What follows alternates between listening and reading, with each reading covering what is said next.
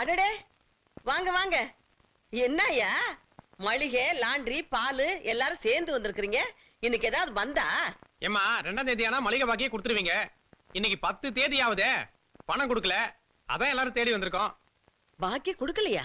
ஆமாம்மா, எனக்கு கூட பால் பாக்கி 1000 ரூபாய் தரணும். பொண்டாட்டி ஹாஸ்பிட்டல்ல சேர்த்திருக்கம்மா. என் புள்ள அப்படியெல்லாம் கொடுக்காம இருக்க மாட்டானே. தம்பி சிவராமா, இங்க வா. இங்க வந்து என்னன்னு கேளு. ஏன் இவங்கள வீட்டுக்கு வந்திருக்காங்க? அவங்களுக்குலாம் என்ன பாக்கியே கொடுக்கலையாமே?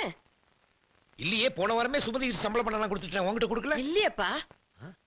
சுமதி, சுமதி, ஏன் கத்துறீங்க? வரேன். என்ன விஷயம்? சம்பள பணம் 7000 ரூபாய் கொடுத்தேன். எங்க? ஓ, அந்த பணத்துல தான் நான் இந்த பட்டு புடவையை வாங்கினேன். நல்லா இருக்கான்னு பார்த்து சொல்லுங்க. என்னம்மா விளையாடுறியா? மாசம் ஆனா 6000 ரூபாய் அவங்களுக்கு செட்டில் பண்ணும் இல்லையா? அதை விட்டுட்டு புடவை வாங்கிட்டு வந்திருக்கேங்கிற? கட்டின பொண்டாட்டி ஒரு புடவை வாங்குறதுக்கு கூட உரிமை இல்லையா? அது என்கிட்ட சொல்லிதான் நான் வாங்கி கொடுத்துருப்பேன். அதை விட்டுட்டு அவங்க வீடு தேடி வந்து பணம் கேட்கற அளவுக்கு பண்ணிட்டியே, அசிங்கமா இல்ல? அசிங்கமா? யார் பண்றது அசிங்கம்? நீங்க பண்றதா அசிங்கம். பொண்டாட்டியே கடைக்காரங்க முன்னாடி நிக்க வச்சு அசிங்கப்படுத்துறீங்களே, நீ தான் அசிங்கம், உங்க குடும்பம் தான் அசிங்கம். இப்போ என்ன வேணும்? பணம் தானே வேணும். அந்த புடவை எடுத்துக்கங்க. போங்க போங்க வெளியே. அது மட்டும் போதுமா? இல்ல இந்த புடவை கொடுக்கணுமா? எனக்கு எதுவுமே வேண்டாம். என் புள்ளைய புள்ளையா? புள்ள கூட சேர்ந்து பேசுறீங்களா?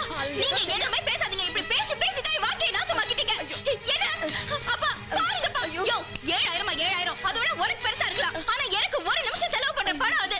அப்பா பாருங்கப்பா, குடும்பம் மொத்தமும் சேர்ந்து எனக்கு கொடுமைப்படுத்து. அட பாவிங்களா, இது என்ன வீடாடா இது? அப்பவே என் பொண்ணு சொன்னா வேண்டாம் வேண்டாம்னு. இந்த ஆளுதான் சொன்னா சொந்த பந்தம் விட்டு போக கூடாது, நம்ம எல்லாம் ஒண்ணுக்குள்ளார ஒண்ணா இருக்கணும்னு. அதனாலதான் நான் கல்யாணம் பண்ணி வச்சேன். இப்ப என்ன நடந்து போச்சு? யோ, என் பொண்ணு கண்ணு கலக்குதியா? அண்ணன் என்ன கலங்கதான் செய்யும். நாங்க ஏதோ புத்திமதி சொன்னோம். நான் சொன்னேன், எத்தனையோ தடவை சொன்னேன். தங்கச்சி பொண்ணு தலையில தூக்கி வச்சுக்கிட்டீங்க. ஒரு அடங்கப்படாரிய கொண்டாந்து என் பிள்ளைக்கு கட்டி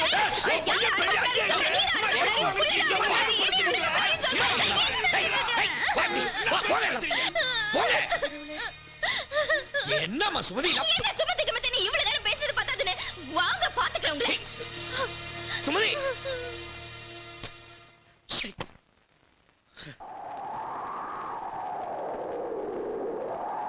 சுமதி,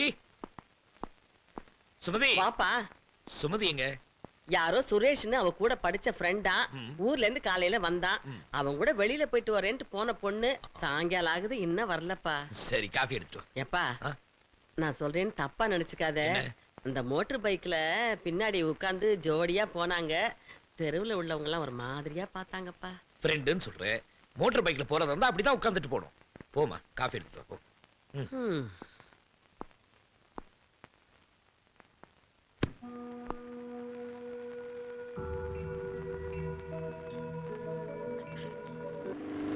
சார், நாங்க சன் டிவில இருந்து வரோம். உங்ககிட்ட ஒரு சின்ன பேட்டி. உங்களுக்கு பிடிச்ச ஹீரோயின் யார் சார்? எனக்கு பிடிச்ச ஹீரோயின் சௌந்தர்யா. மேடம், உங்களுக்கு பிடிச்ச ஹீரோ யார் madam? Super star Rajinikanth. Okay, உங்க 2 பேருக்கும் பிடிச்ச பாட்டு ஏதாவது ஒன்று சொல்லுங்களேன்.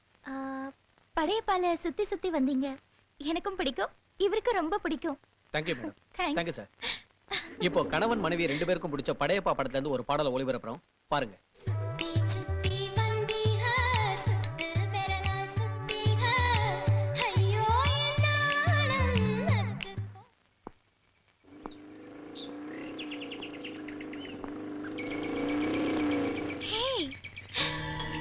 என்னங்க, இவர்தான் என் friend Suresh. Suresh, he is my husband. Good evening sir. Sir time ஆச்சு, நாளைக்கு வரேன் சார். பாய் சுமதி, அப்புறம் பார்க்கலாம். Bye by.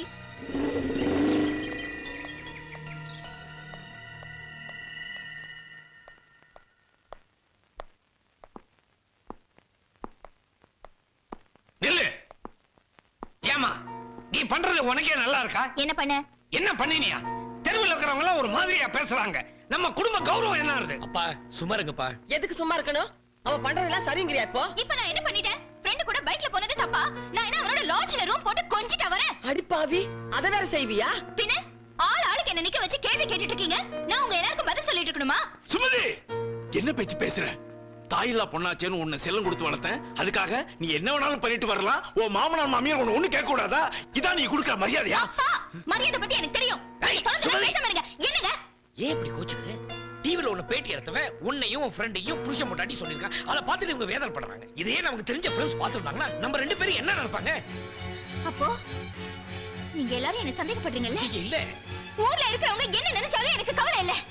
நீங்களே என்ன சந்தேகப்பட்டீங்கல்ல? ஐயோ சுமதி, நாங்க யாரும் உன் மேல சந்தேகப்படலாமா? வேண்டாம் வேண்டாம்.